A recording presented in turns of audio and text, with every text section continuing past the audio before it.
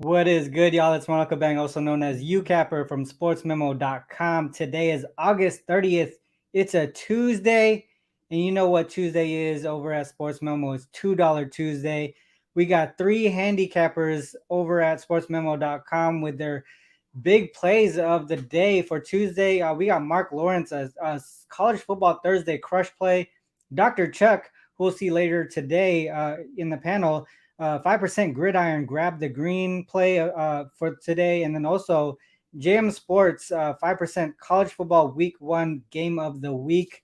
Those three $2 Tuesday plays, you could also grab them, all three of them, for $5. And also, it's a really good deal, guys. Only $5 for all three best bets. The retail price of that is $95. So that you're getting a solid deal, saving $90 on three of the best bets from three top cappers over at sportsmemo.com. Head over there right now, or after the show and catch those plays. Today we got a panel with Dr. Chuck and Eric here. Eric came on the fly. This is literally, it was supposed to be it was supposed to be Jeff, I think. And Eric came through in the last second, like literally last second. I think they called him at 11:59, and he came through right off the bat. He was like, "You need me? I'm there." He's Superman out here. And then Dr. Chuck, obviously, we've been doing a few shows together the last few weeks, and I must say we've been doing pretty well when we do the shows together. So hopefully we can continue that streak here. With that said, I mean, it's Tuesday. How is your guys' MLB slate going? Yesterday we had a funky small slate. How did you guys do yesterday? Dr. Chuck, let's start with you. Well, so I was one of the many people with Jesse, and I don't know if either of you had the Phillies on that first five. Yeah. I took them on the first five run line. It's hard to see. It's hard to see. It's so funny. I'm not normally Joe D'Amico, but I didn't know I lost that bet until I saw Jesse crying on Twitter.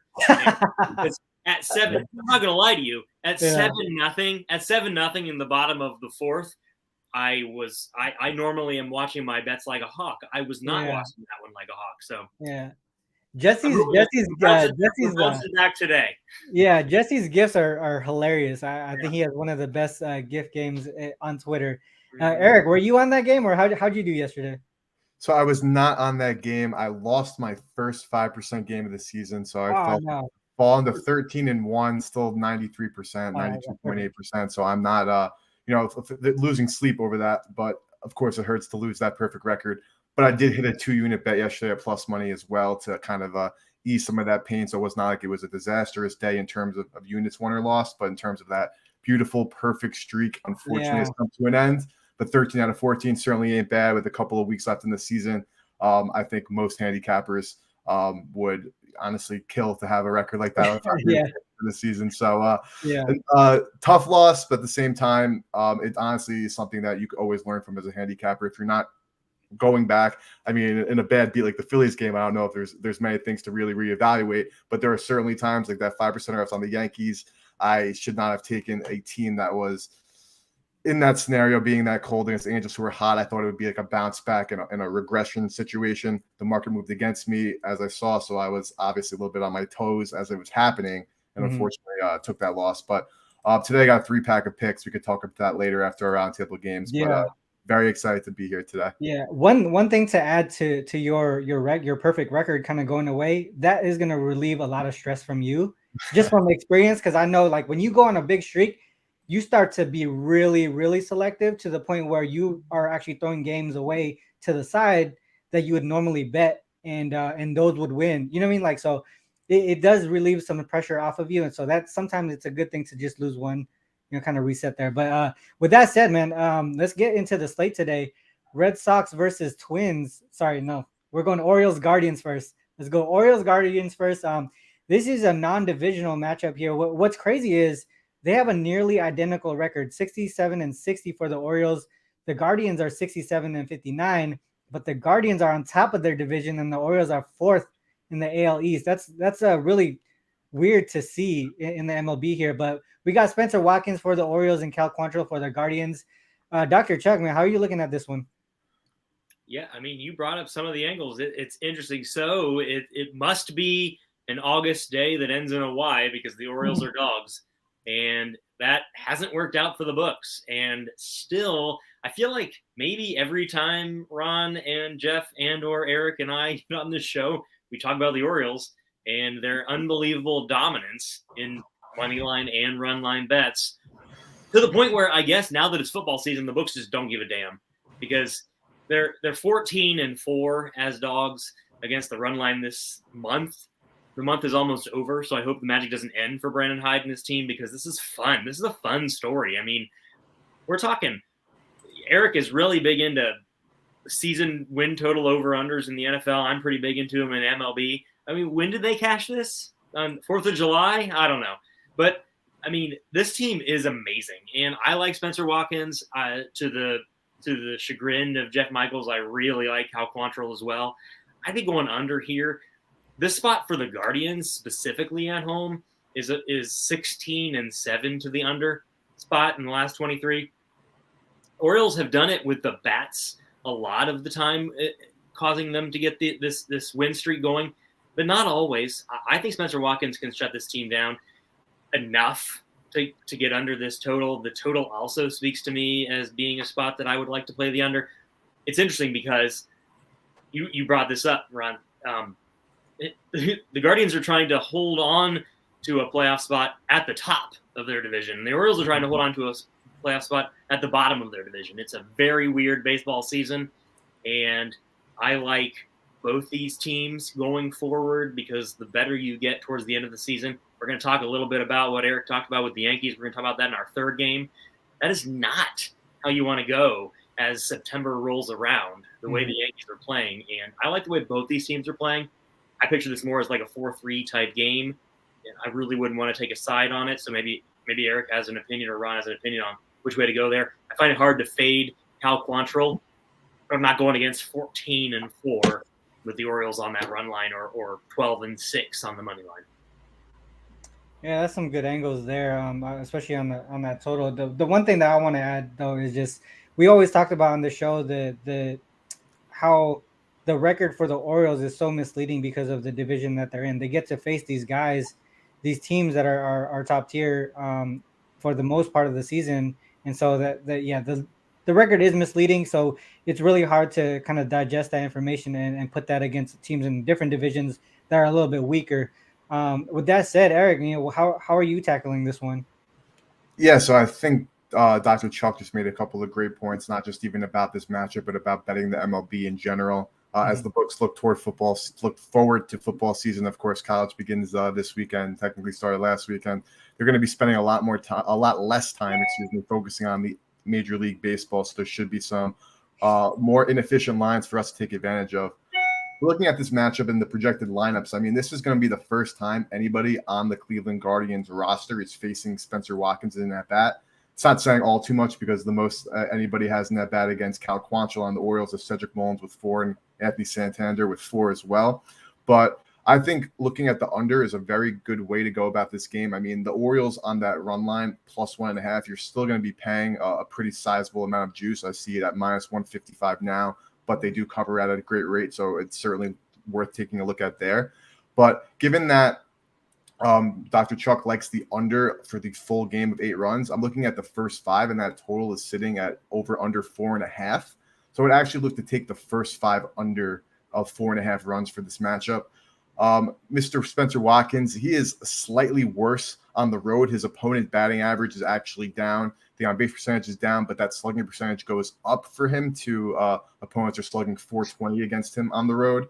And looking at his splits also, a 4.34 FIP is not too bad, but a 1.24 whip is also not too bad. So I think that this being the first time the Guardians see him, that he might be able to take them by surprise. And Cal Quantrill, he is a good pitcher at home. He's a 3.38 ERA, and his batting average against is as low as a 2.29, which is really great. But looking a little bit more into his advanced statistics, that FIP shoots all the way up to a 4.54. I think that is definitely an advantage to the pitchers in this matchup, that they lineups are not used to their pitching. I think that both of these lineups, seeing these guys for literally some people only the 5th time, most people literally the first time, that going for an under and looking at a lower scoring game here would be correct. So I'm going to lean for the Orioles Guardians first 5 under 4.5 runs. I like it. I like when you guys are aligned like that. And you guys bring up different angles too. So that's one cool thing about the show. When you bring in different handicappers, you see different angles, and when you line up like that, it kind of makes it more interesting, right? Like it makes our viewers see the game a little bit differently as well. So I like that underlook with you guys. I would lean that way as well based off of the information you guys gave. With that said, we got another game here. The Red Sox and Twins, same divisions, different teams here. We got a righty versus righty matchup. Cutter Crawford will be on the mound for the Red Sox. Archer will be on the mound for the Twins.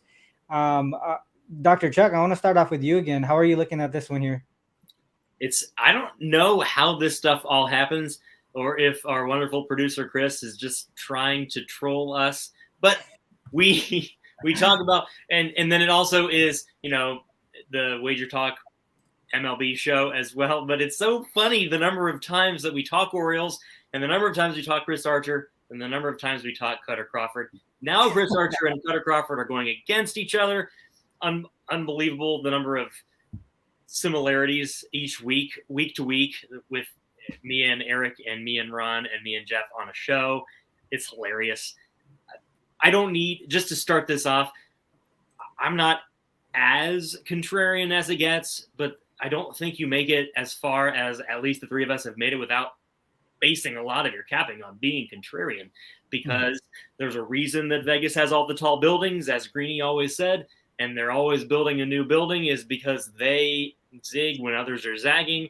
I don't need any extra incentive to take an under. So if you're going to give me a 9 in this spot where the Twins are 11-3 to the under and the Sox are 5-0 to the under, I'm going to love it.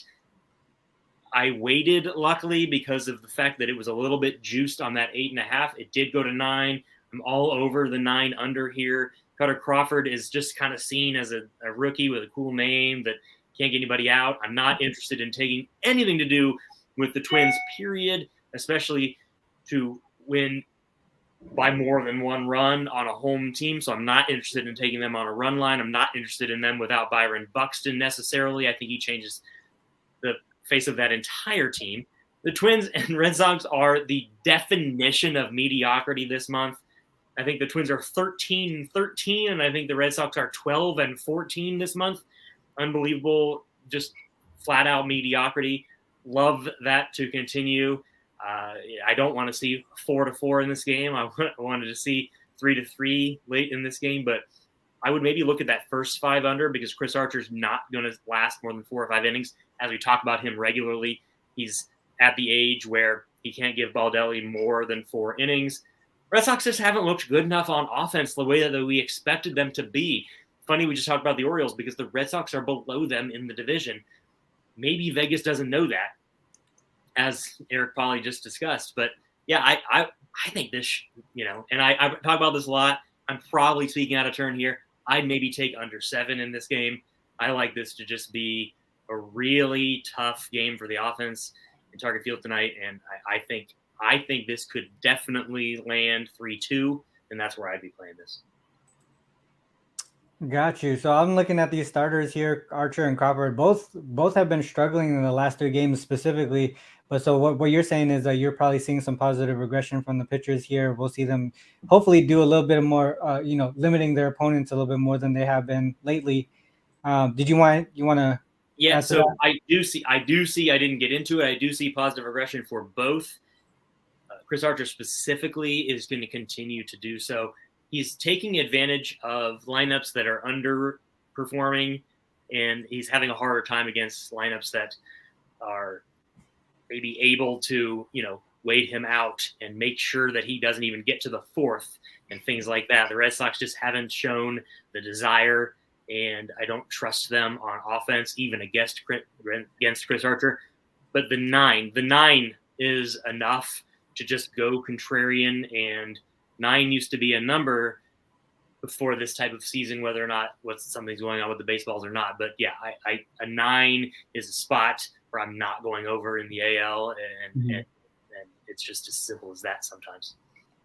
Yeah, that makes sense. I mean, I'm looking at Archer, and he does well in the first 5 innings. So if you're taking that first 5 under, like you were mentioning earlier, you would really want him to last the full 5.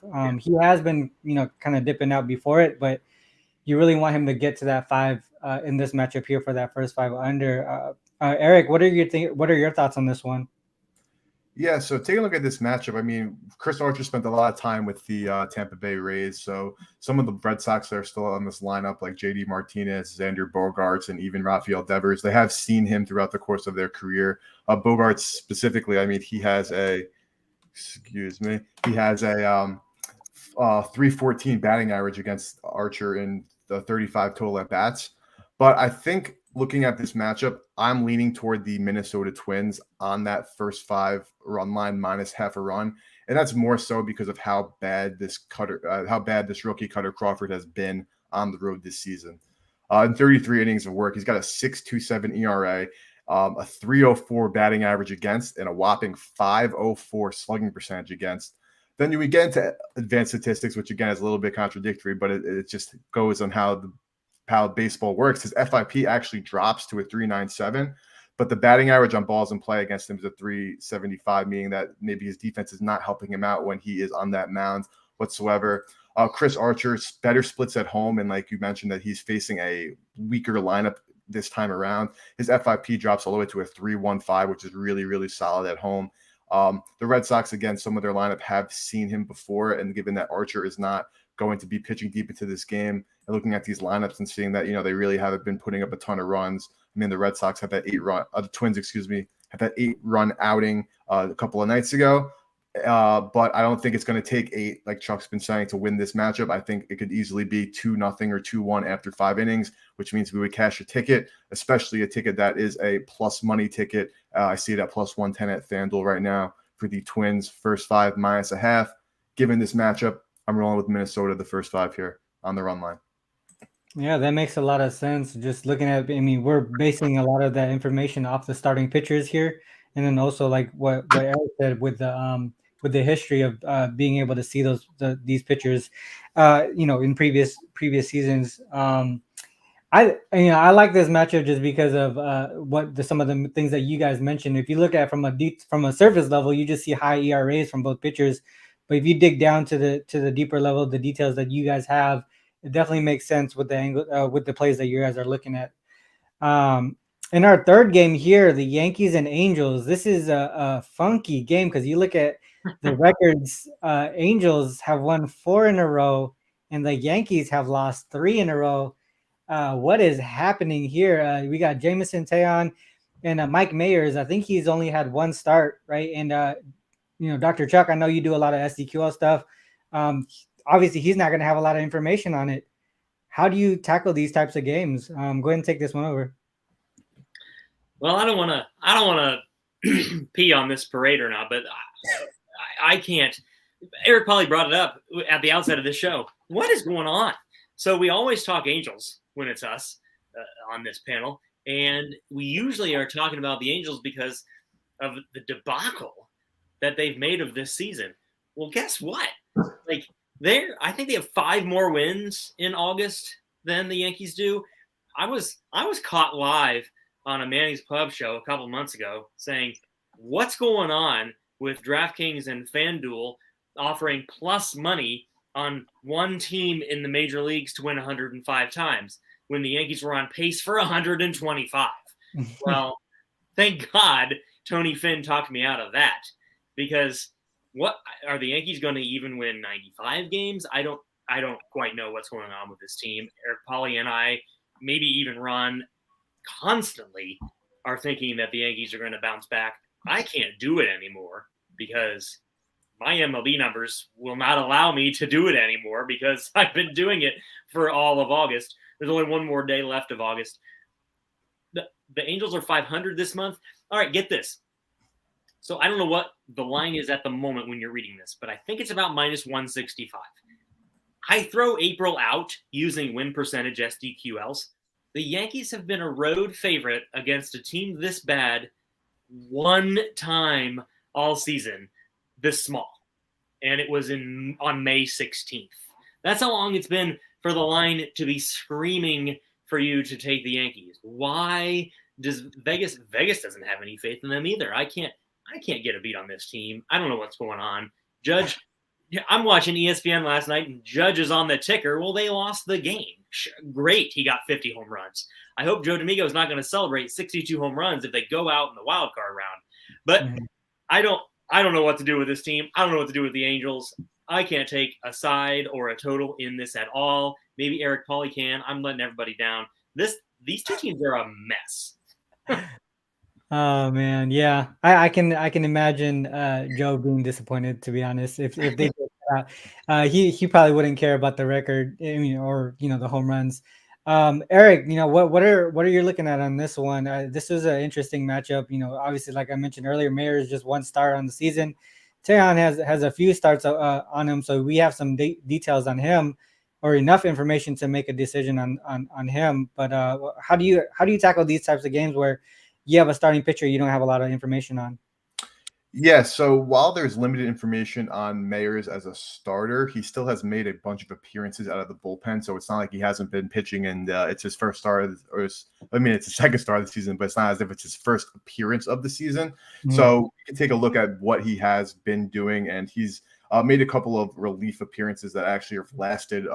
His last appearance before that last start was actually a 5.1 inning relief appearance, another 4 inning relief appearance before that, a 3.1 before that, and otherwise was more situational, looking at around 1 inning to 2 innings max. But he's been showing his propensity to be able to actually pitch later in games. It's not like Mayers is a young guy. He's 30 years old, so he is certainly trying to make that break into being a major league pitcher. But looking at a major league starter, I should say, but looking at his splits, I mean, even though it's only 15.1 innings of work at home this season, he's got an 8.80 ERA with a 7.95 fielding independent of pitching.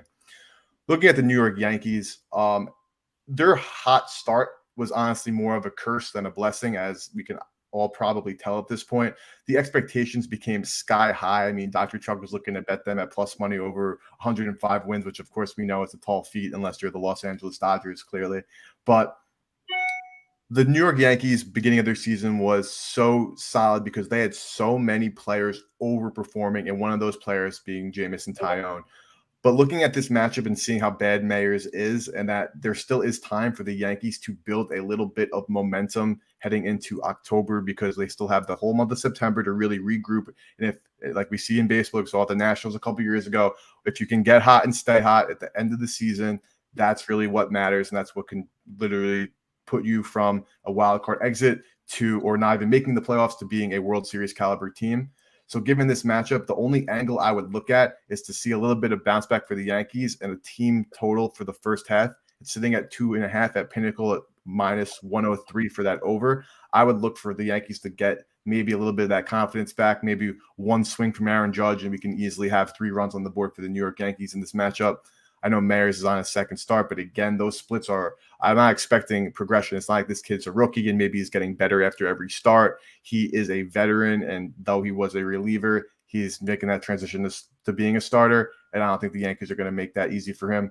I'm not backing the Yankees to win anything because, of course, they let me down last night, and I'm let down mostly everybody throughout the course of the month of August.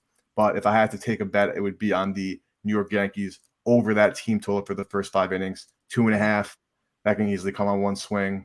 I'm going back to the well in the Bronx tonight for this team total. I like it. I like it a lot. So we broke down 3 games there. Orioles, Guardians. We got the Red Sox, Twins, and Yankees, Angels. Now it's time for the best bets. Dr. Chuck, what was your best bet for today's show? And also talk about what you got going on the premium side. Yeah, let's just go ahead and get right into it. The Reds are my team, and I don't know if that means that you would trust me or not trust me as much when I'm going to go for or against them. But the Cardinals are in a spot where they just need to be the cream that rises to the top. They have to battle out the Brewers for this division. The other 3 teams in the division are done, and the Reds are one of them. Votto's out for the season. We're trying out a bunch of different players. Justin Dunn is on the mound tonight, one of the pieces from the off-season Mariners foray into constant trading and becoming Reds West.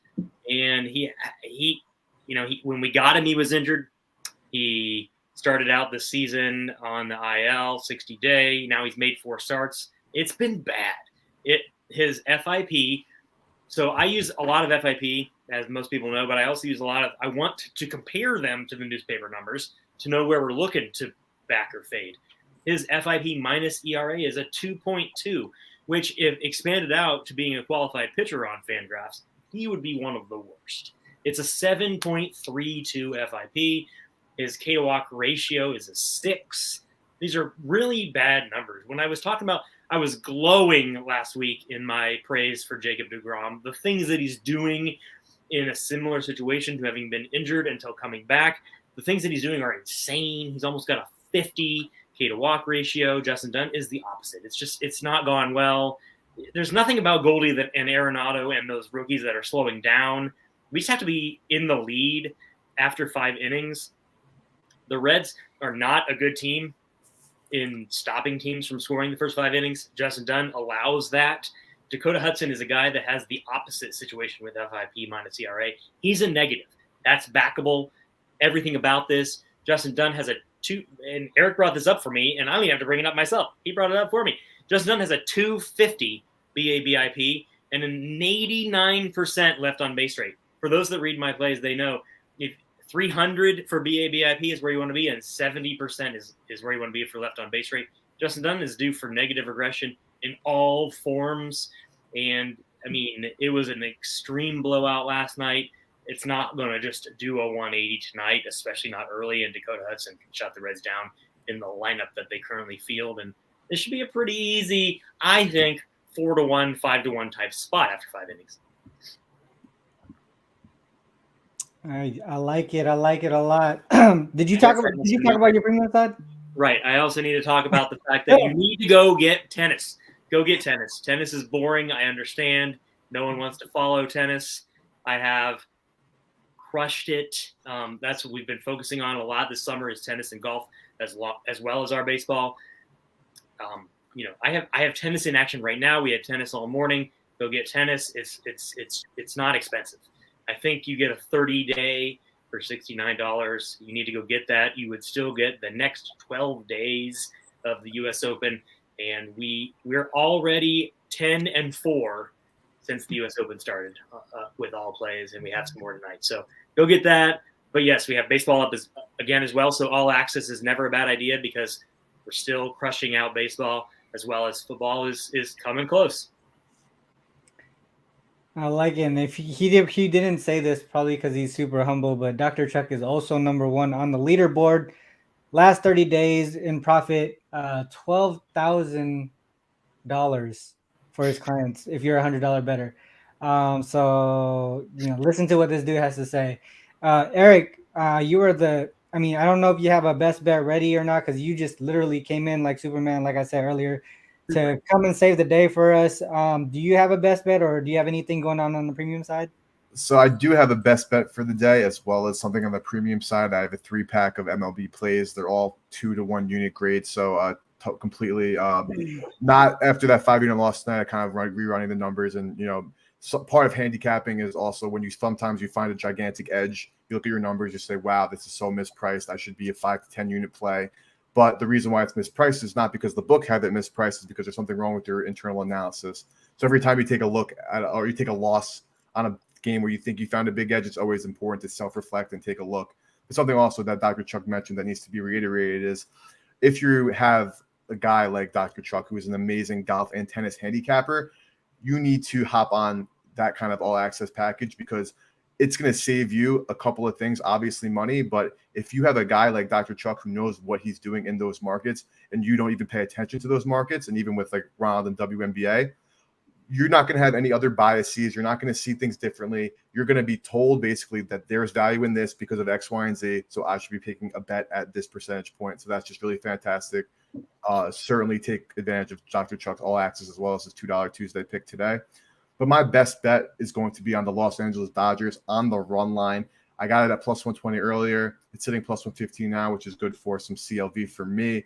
But looking at this game, You're talking about the two best teams in the National League. The New York Mets, of course, they have the Atlanta Braves breathing down their neck, but they were able to take advantage of that series against the Rockies. And the Dodgers, I mean, one more win, and they could win 90 games before the calendar year flips to September, which is really amazing. What this lineup does, and it's kind of under the radar, is incredible. But we have a lefty, Andrew Heaney. The Mets have been struggling against lefties this season, but the Mets have a very stacked right-handed and switch-hitting lineup tonight to kind of combat that. But in 9 starts this year, 1.94 ERA, a 3.01 FIP. On the road, he only pitched 16 innings on the road this season. He has a 3.38 ERA.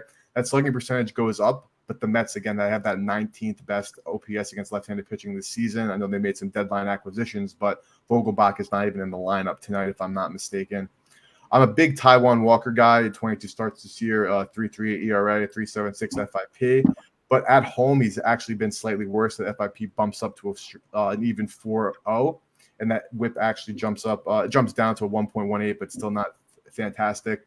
I mean, just given the matchup, the value, I think, is on the Dodgers, considering the Mets struggle with the Yankees and how good this lineup is. I know Walker, he hurt himself 2 starts ago, bounced back with a decent start against the Yankees. While he's a good pitcher, I think the Dodgers, just coming up from Miami, are going to be able to really not assert their dominance, but take a first big win, and then we'll worry about tomorrow when DeGrom starts. But my best bet of the day, which I also give out to clients, is Los Angeles Dodgers on that run line -1.5. I got +120. I still like it at +115 for sure. That's my best bet of the day. Awesome work there. And for me, I'm going to pull a Joe D'Amico and keep it short and sweet here. My analysis for my play of the day is the Cubs +1.5 runs, -120. Really, a lot of people see me as, a lot of people know that I work with trends a lot, and this is primarily on the trends on 2 of the starting pitchers here. Stroman, he pitches really well on the road, specifically as a dog, and he's faced some tough opponents on this spot. He's 4-5 straight up on the season as a road dog, but 7-2 on the full game run line here, and he faced some tough opponents comparable to the Blue Jays and how they've been hitting. And on the other side, you got Gossman at home as a favorite, and he's the total opposite. Now he's struggling at home as a favorite. He's 1-11 full game on the run line here. If we go to a deeper level, he's lost and failed to cover 4 straight spots. And he's faced teams that I feel like are very comparable, like the Royals and the Rays. He's lost these games outright. So to me, in this spot here, I see that there's value, especially with them being at, I think, -200 favorites right now. Give me the +1.5 runs at -120. I think there's some value there for the Cubs to stay within 1. And I mean, I wouldn't be able to talk anyone off at even taking the money line, in my opinion. This month going into September, I think we're going to see a lot of upsets with the dogs. And like what Eric mentioned is a lot of soft lines. And to me, with football starting, we're probably going to start seeing that real soon, if not today. So that's the way that I'm going there. On the premium side, I've only had 2 plays this morning, 2 soccer Premier League games. Nothing else on the MLB or WNBA. I will be posting WNBA tonight for tomorrow. And I also have 1 college football play that I wanted to put in right away because I know the line will possibly be moving. And I believe it already has. So I did put that in earlier, I think last night. So getting ready for college football week 1, went 2-0 in week 0. And I'm also excited for the NFL season. So with that said, Eric and Dr. Chuck, you guys want to join me back here on the show? There's not much else to say. We gave out our best bets, talked about our premium side. Really, we have a long week ahead of us, a long season for football specifically. So, this is the end of the show, guys. For all of those who tuned in here, good luck with all your action. Till next time, take care.